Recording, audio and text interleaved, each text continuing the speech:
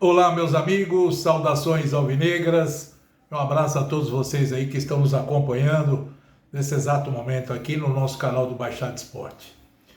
Bom, hoje, sem dúvida nenhuma, é um dos dias mais tristes que nós estamos vivendo, pelo menos aqueles que conviveram e que idolatravam e que gostavam e que tinham um ídolo como o Rei Pelé. Perdemos um dos homens mais importantes na história do Brasil e do mundo. Pelé significou muito, não só para nossa terra, Santos, Baixada, Estado de São Paulo, Brasil, mas para o mundo inteiro, que foi através do Pelé que a cidade de Santos ficou conhecida lá fora, que o Brasil ficou conhecido como o país do futebol.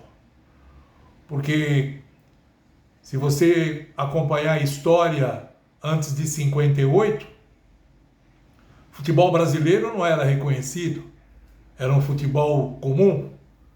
A partir de 58, surgiu o menino de 17 anos numa Copa, fazendo gols, mostrando todo o seu talento, a sua arte, todo o seu amor pelo futebol.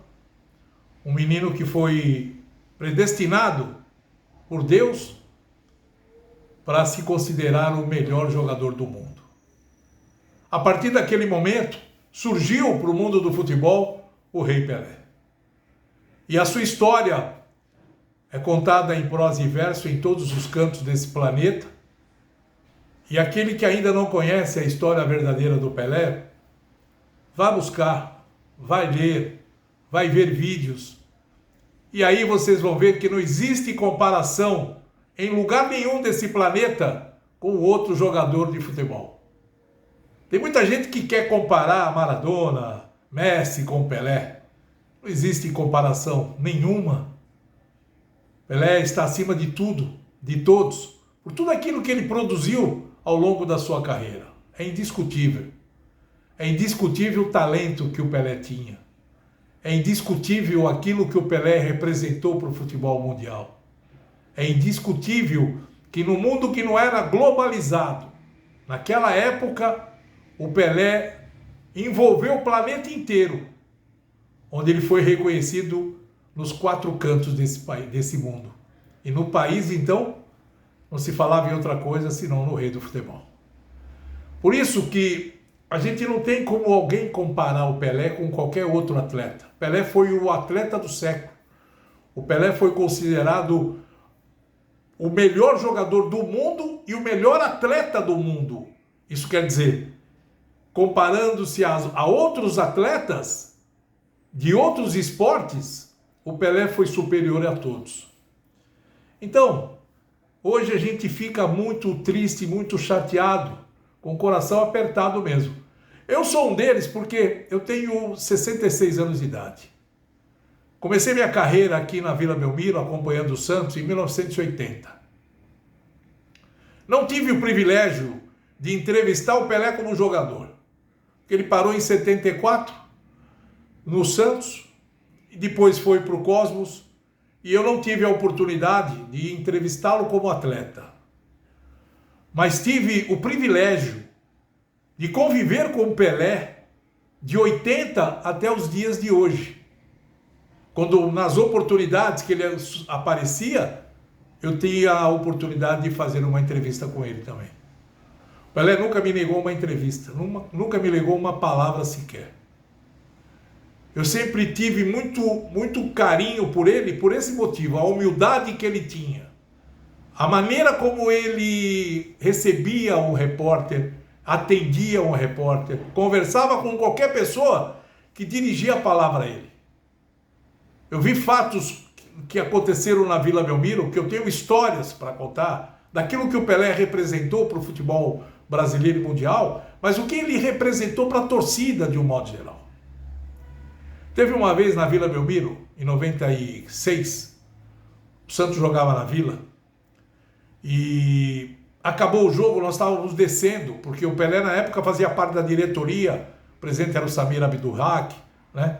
O Zé Paulo Fernandes era o vice-presidente, e o Pelé era o conselheiro do Samir naquela oportunidade. Ele era o homem forte do futebol, é o homem forte do Santos, era o nome dele que estava ali. E né, no final do jogo nós descemos das cabines de rádio, na Princesa Isabel aqui, que é onde desce o elevador, e nós descemos com ele, porque ele estava no segundo andar, quando acabou o jogo ele foi para o segundo andar, e nós encontramos com ele no elevador e descemos com ele. Vê um fato curioso. O carro dele, ele tinha uma Mercedes prata não, ouro, que era né, aquela cor de ouro. Era uma Mercedes que ele tinha ganho do presidente da Mercedes-Benz na época, e ele tinha aquele carro com o maior xodó dele. E ele estava com o motorista. Ele adentrou ao carro para ir embora. Quando o motorista saiu, ele estava com a janela aberta. Vinha vindo um pai com um garoto, carregando o menino, puxando o menino pelo braço. O garoto, quando viu o Pelé no carro, começou a gritar, Pelé, Pelé, Pelé. Nós estávamos ali parados no portão do elevador da vila. Isso é um fato que eu convivi com aquilo. O Pelé parou o carro, mandou o motorista parar o carro. Desceu do carro, e o garoto foi até ele com um pedaço aquilo acho que era não sei o que ele tinha, um pedaço de papel qualquer, ou a camisa. O Pelé assinou pro menino ali. Deu um abraço nele, cumprimentou o pai, entrou no carro e foi embora. Aquilo lá ficou marcado. Aquilo lá foi uma história que ficou marcante na minha vida. Para você mostrar o que é a humildade de um jogador como o Rei. Essa foto mesmo que vocês estão vendo aí na capa desse vídeo. Eu tirei essa foto quando o Pelé foi ministro dos esportes. Ele estava no barbeiro do Didi, que até hoje tem. Essa foto está lá no barbeiro do Didi. Ele enquadrou essa foto lá. E quando o Pelé chegou, eu fui avisado, o Pelé está no barbeiro do Didi. Aí, eu corri para lá, né, para falar com ele. E naquela oportunidade estava aquele oba-oba do Santos contratar o Maradona. Não sei se vocês se recordam disso. E o Pelé conversou com o Maradona, trouxe ele para cá. O Maradona veio para Santos, teve na Vila Belmiro. E quase que o Pelé contrata o Maradona naquela oportunidade. Não deu certo. Mas ele queria jogar no Santos. Pelé falou, Maradona quer jogar no Santos. E eu estou vendo o que a gente pode fazer para trazê-lo e jogar no time da Vila Belmiro. Sabe que são fatos que a gente marca, são fatos marcantes da história. Quando a gente viajava com o Santos, em qualquer lugar do mundo, e eu viajei muito com o Santos, acompanhando o Santos em várias partidas internacionais, a gente chegava nos hotéis, as pessoas perguntavam, né, o garçom, a gente estava lá no meio do Santos, né? E a gente fazia amizade com o pessoal, às vezes turistas ali, ou pessoas do país ali, italiano, francês, espanhol.